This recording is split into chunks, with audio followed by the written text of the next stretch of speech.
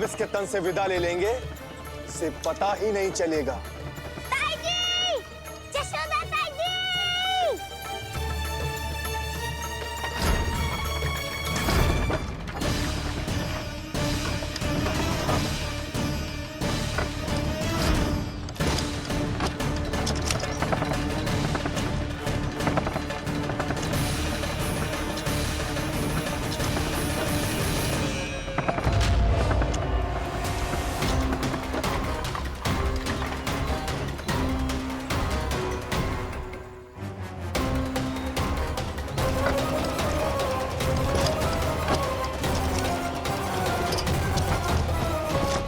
निद्रा देवी, समय हो गया है।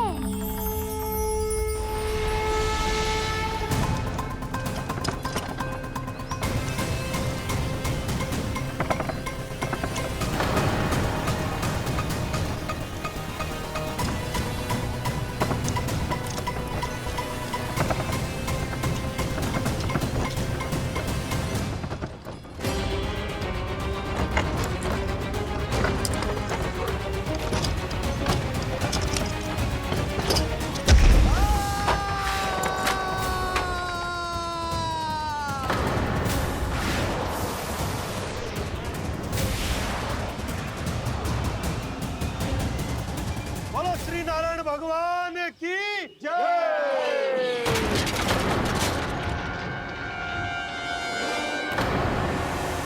यशोदा ताई जी, जल्दी आओ।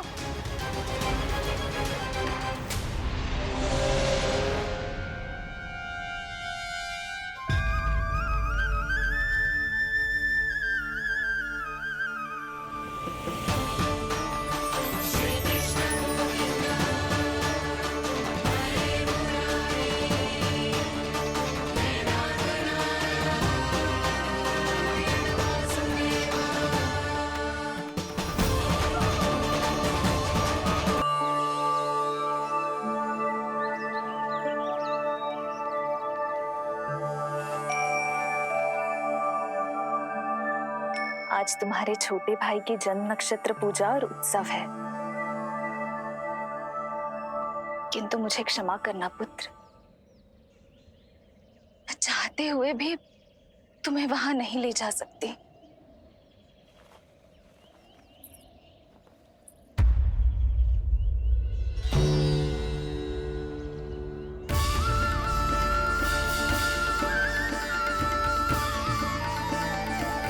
अरे यशोदा, अरे तुम्हें आने की क्या आवश्यकता थी? मैं आ ही रही थी ना। चलो, पूजा का मुहूर्त बीता जा रहा है, चलो।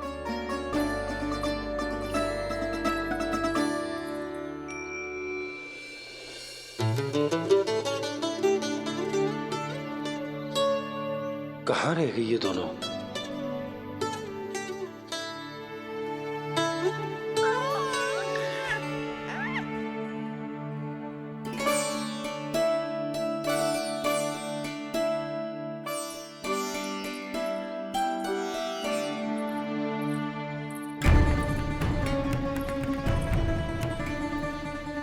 तेरी मैया को क्या हो गया लल्ला? जाते समय तो इतनी उत्साहित थी और आते हुए मुंह इतना उतरा हुआ है जैसे किसी ने इसकी बछिया खोल दी।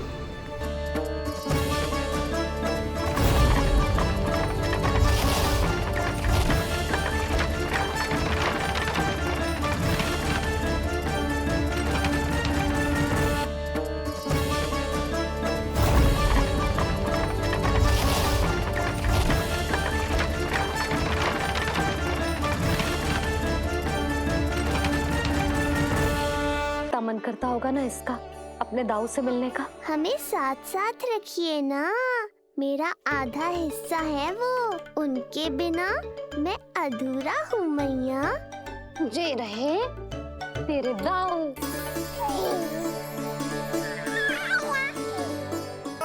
की जय।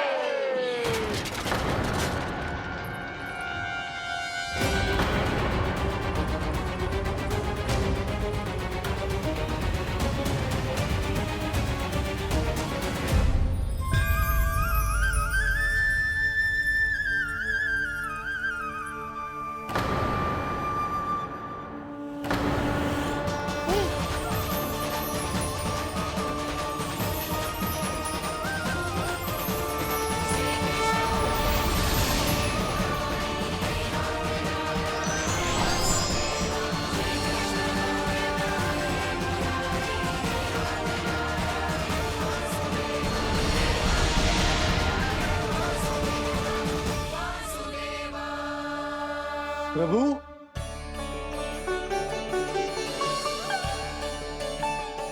प्रभु, मैंने आपके अवतार को हानि पहुंचाने का प्रयास किया, फिर भी आपने मुझे दर्शन दिया। देने ही पड़े। तुम्हें मेरे चरणों का स्पर्श जो मिल गया, तुम्हें आश्चर्य हो रहा होगा। एक साधारण से स्पर्श से तुम्हें वो मिला जो बड़े से बड़े ऋषियों को भी कठिन से कठिन तपस्या के बाद भी नहीं मिलता। इसका उत्तर तुम्हारे अतीत में छुपा है। दैत्य हिरण्याक्ष के पुत्र के रूप में तुम्हारा जन्म हुआ था। शीघ्र ही तुम बहुत अधिक विशाल और असीम बलशाली हो गए थे, पर तुम अपनी शक्ति का प्रयोग अनुचित ढंग से करते थे। एक दिन तुमने महर्षि लोमस के आश्रम में बहुत ही उत्पात मचाया, हरे भरे वृक्षों को नष्ट कर दिया।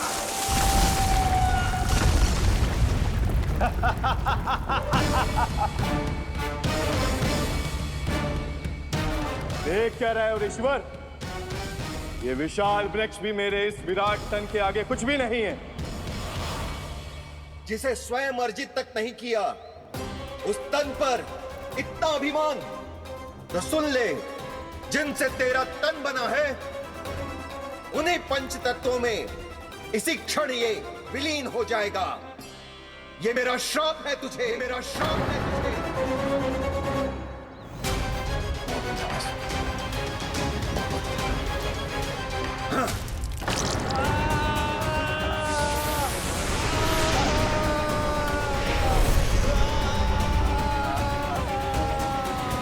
पर तभी तुम्हें अपनी भूल का आभास हुआ और ऋषि लोमस से तुमने क्षमा याचना की। क्षमा करे ऋषिवर, क्षमा करे। मैं मूर्ख, अभिमानी हूँ, अज्ञानी हूँ, परंतु आप तो दया के सागर है। कृपा करे ऋषिवर, कृपा करे। बिना तन के मैं कैसे जीवित रह पाऊंगा? तुम जीवित भी रहोगे और अपने दैनिक कार्यों का संचालन भी कर पाओगे, किंतु सजीव प्राणियों या निर्जीव वस्तुओं की सहायता से। ऐसा जीवन तो मृत्यु के समान है ऋषिवर। इससे अच्छा है आप मुझे जीवन से मुक्ति दे दो। मुक्ति भी अवश्य मिलेगी तुम्हें, पर जब तुम परम प्रभु श्री हरि नारायण के चरणों का स्पर्श करोगे, चरणों का स्पर्श करोगे। और यही नहीं शक्तासुर, कल जब तुम मुझे खोज नहीं पा रहे थे, तब भी तुमने हार नहीं मानी। 7 प्रहर तक 7 बार मेरी और मेरे गोकुल की परिक्रमा की। इस क्रम में तुमने अनजाने में ही अपना पश्चाताप पूरा किया और पुण्य अर्जित कर लिया। इसलिए मैं तुम्हें मोक्ष प्रदान करता हूं। इसलिए मैं तुम्हें मोक्ष प्रदान करता हूं।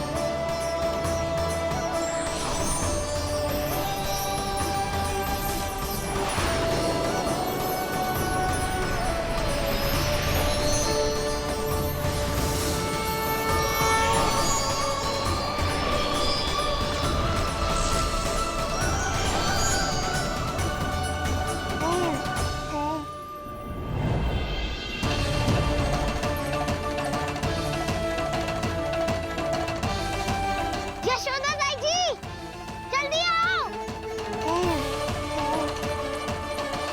नीलमणि, मेरा लल्ला। लल्ला, तुझे कुछ हुआ तो ना है ना? तुम ठीक तो है ना? मेरा नीलमणि, मेरा प्यारा बच्चा।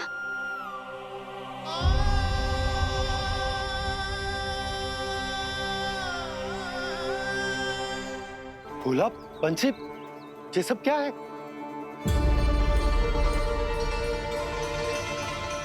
उज्जवल, ये किसने करो है? और देख, कहानी मत सुनाइयो। उज्जवल पुत्र, कैसे हुआ ये सब? किसने किया? और किसने? महाबली नीलमणि ने बड़ी ताई जी।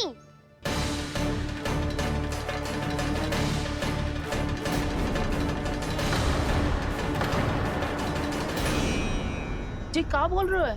सच्ची सच्ची बता। लो, फिर फंस गया उज्जवल। मैं सच्ची कह रहा हूँ। अचानक तीव्र वेग से वायु चली। फिर ऐसे लगो जैसे कोई भूकंप आ रहा है। और फिर जब मैंने देखा तो ये सकट अपने आप हिल रही थी, खड़खड़ खड़खड़ खड़खड़ खड़खड़। फिर मैंने साहस दिखाया और उस सकट को रोकने का प्रयास करो, पर सकट ना रुको, जे हिले ही जा रहा था, खड़खड़ खड़खड़ खड़खड़ खड़खड़ खड़खड़ खड़खड़। और फिर ऐसे ही हिलते हुए अचानक से आगे बढ़कर सीधा नीलमणि के ऊपर चला आए हो। फिर और फिर सकट भी हिल रहा था, खड़खड़ खड़खड़, और सकट का सामान भी हिल रहा था, थरथर थरथर। ऐसा लगो जैसे सकट नीलमणि को कुचलने को।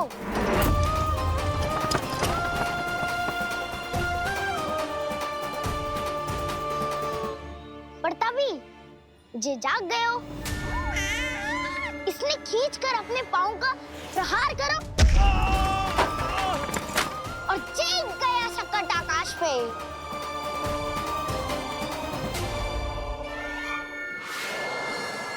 और फिर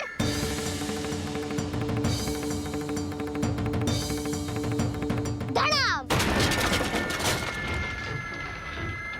सब भूमि पे गिरकर चकनाचूर।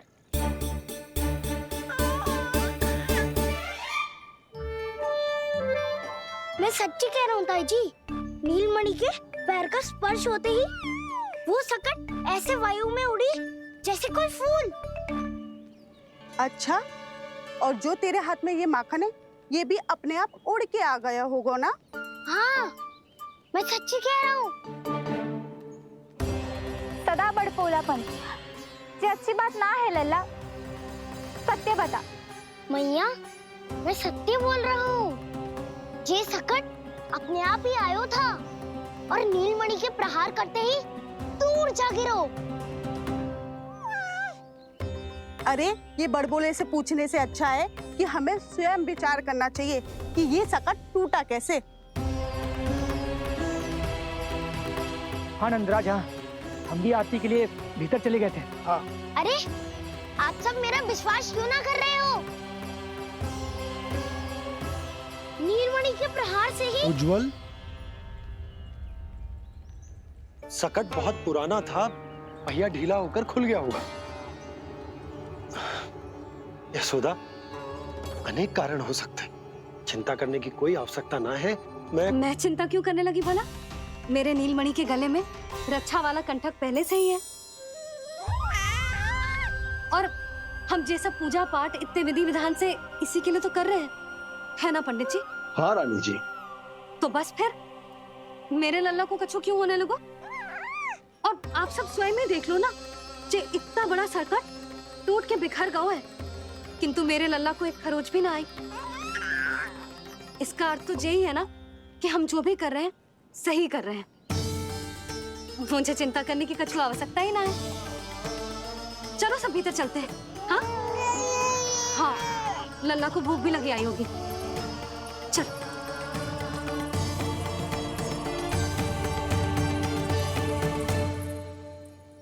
नंदराज जी, अब हमें भी आज्ञा दीजिए। प्रणाम पंडित जी। ध्यान कहाँ था तुम दोनों का? और अधिक सावधान रहने की आवश्यकता थी ना? क्षमा कीजिए नंदराज।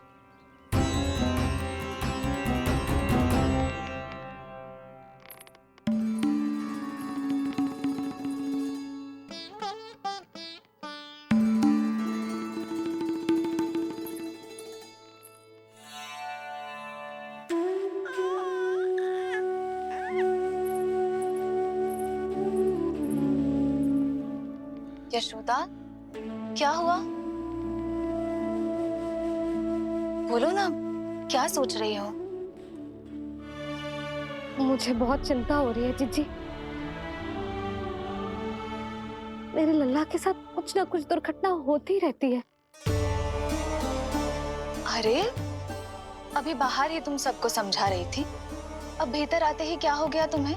बाहर समझाने वाली मैं ना थी जीजी, वो तो गोकुल की रानी जसोदा थी, किंतु भीतर से मैं अपने नीलमणि की मैया हूँ, बस।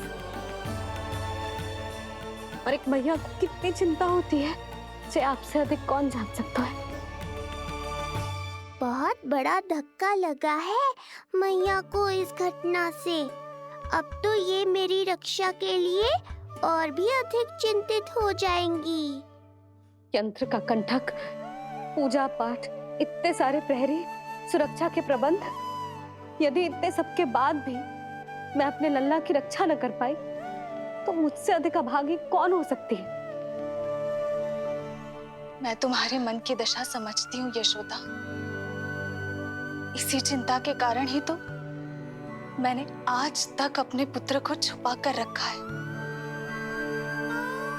मैं जानती हूँ चिच्ची, मैं समझती हूँ। मैंने तो नीलमणि के लिए इतने सारे संस्कार भी करो है, पूजा पाठ की है, किंतु मैंने तो आज तक अपने पुत्र का एक भी संस्कार नहीं किया है। आंसू पोंछ लीजिए बड़ी माँ, शीघ्र ही सब कुछ ठीक हो जाएगा। जब मैंने उसे जन्म दिया उसके बाद से आज तक न उसे घर के बाहर लाई हूँ, न कोई संस्कार किया है। मैं तो उसका नामकरण भी नहीं करवा पाई हूँ यशोदा। उसके जन्म के समय स्वामी ने यह संदेश भिजवाया था कि उस कंस को हमारे पुत्र के बारे में तनिक भी भनक नहीं पड़नी चाहिए। तब से आज तक भय के छाव में जीती आई हूँ कि वो कंस कहीं हमारे पुत्र को भी ना मार दे, जैसे देवकी के सारे संतानों को मार दिया है। ये आशंका कभी सत्य नहीं होगी बड़ी माँ, मैं हूँ ना। माँ अपनी संतान के मन की बात बिना कहे ही समझ जाती है। आप भी समझ जाओ ना मैया।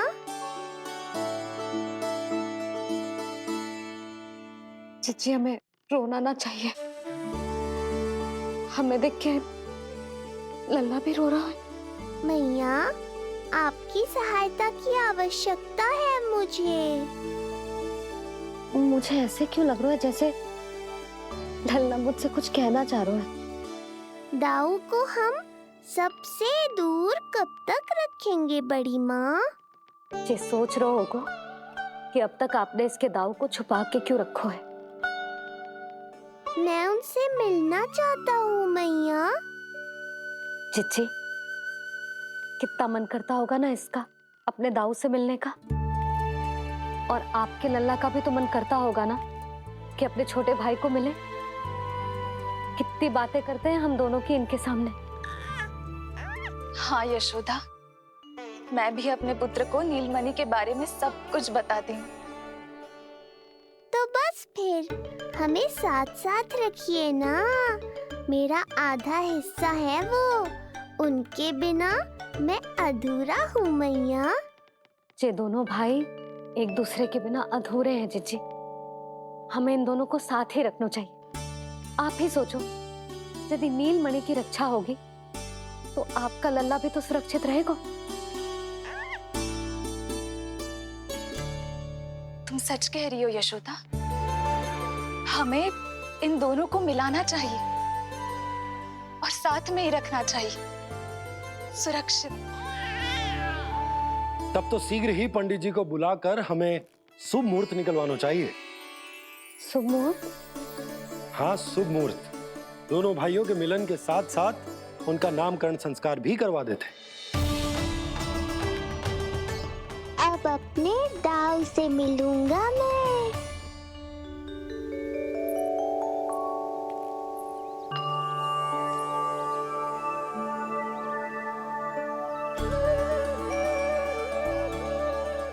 ऋषिवर की दिव्य आभा के कारण ये वातावरण कितना शुद्ध, कितना पवित्र लग रहा है ना। हाँ देवकी, इनका तेज ही ऐसा है कि इनके निकट केवल पवित्रता ही वास कर पाती है। किसी भी प्रकार की दुष्टता इनके पास जाने से पहले ही नष्ट हो जाती है।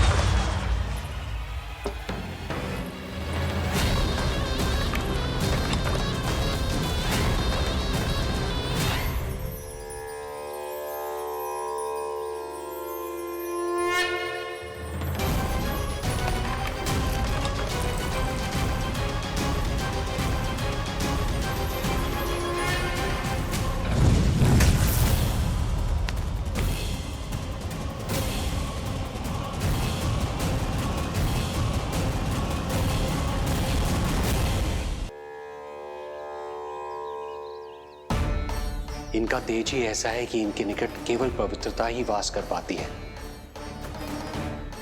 किसी भी प्रकार की दुष्टता इनके पास जाने से पहले ही नष्ट हो जाती है।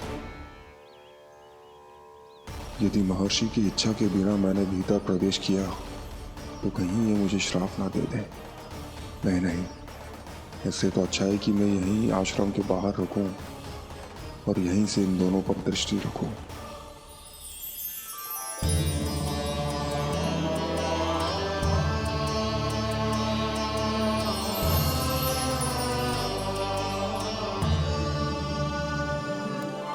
आपके आने का आभास हो गया था राजन। गुरुदेव, जो संतानें हमने खो दी है उनका श्राद्ध करवाने की विनती लेकर हम आपके पास आए हैं। आपका आना व्यर्थ नहीं जाएगा राजन, परंतु मुझे आभास हो रहा है श्राद्ध कर्म इस भेंट का एकमात्र कारण नहीं है।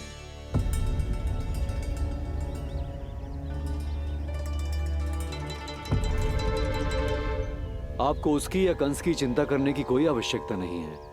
निश्चिंत होकर बताइए कि आपकी इच्छा क्या है। गुरुदेव, वर्तमान में मेरी प्रथम पत्नी रोहिणी पुत्र सहित गोकुल में निवास कर रही है। हमारे उस पुत्र का और भाभी यशोदा के पुत्र का नामकरण संस्कार करवा दीजिए। बस यही हमारा सौभाग्य होगा। मुझे कुछ सुनाई क्यों नहीं दे रहा है? देवी रोहिणी से उत्पन्न आपका पुत्र यादव कुल का राजकुमार है और यादवों का गुरु होने के नाते उसका संस्कार कराना हमारा कर्तव्य है। परंतु यशोदा पुत्र का नामकरण वो आप मुझसे क्यों करवाना चाहते हैं?